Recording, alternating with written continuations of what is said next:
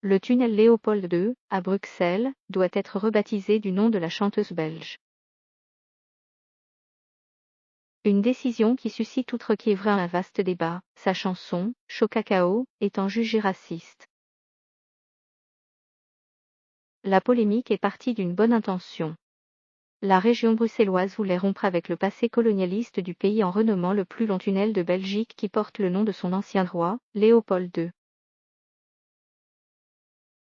Mais en le rebaptisant, Annie Cordy, elle a lancé une nouvelle vague de débat dans le pays. Car la chanson, Chocacao, de la chanteuse belge est jugée raciste par certains citoyens. Chocacao ne passe plus point le choix d'Annie Cordy, décédée en septembre 2020 à 92 ans, est loin de faire l'unanimité dans le pays. D'abord, parce que la chanteuse n'est pas populaire dans toute la Belgique, sa francophonie la rend peu connue des Flamands. Surtout, Annie Cordy est accusée d'avoir véhiculé un certain racisme à travers ses chansons. Ainsi, Chocacao est aujourd'hui considéré par certains comme raciste. Les paroles véhiculeraient des stéréotypes sur l'Afrique. Les choupis tapent comme des bambous et les singes poètes ont du mal à passer. Sur le plateau de RTL-TVI, un débat s'est installé à ce sujet. Apolline Vrancken, architecte féministe, est persuadée que il y a beaucoup de figures du matrimoine bruxellois et de féministes qui n'ont pas eu des actions ou des propos problématiques.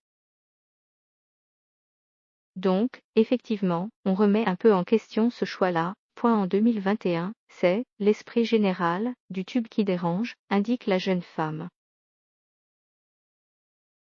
Ce que confirme Mireille Chesier-Robert, présidente de Banco, un centre féministe de réflexion et d'action contre le racisme, c'est le reflet d'une époque. C'est une chanson qu'on ne peut pas effacer du patrimoine belge, ni Annie Cordy d'ailleurs, mais ce qui est le plus important, c'est d'en être conscient. La nièce d'Annie Cordy, Michèle Lebon, interrogée dans l'émission, ne comprend pas les accusations de racisme autour de Chocacao. Je connais la chanson par cœur et je cherche encore ce qu'il peut y avoir de raciste là-dedans. Le débat s'enflamme. Les réactions ne se sont pas fait attendre.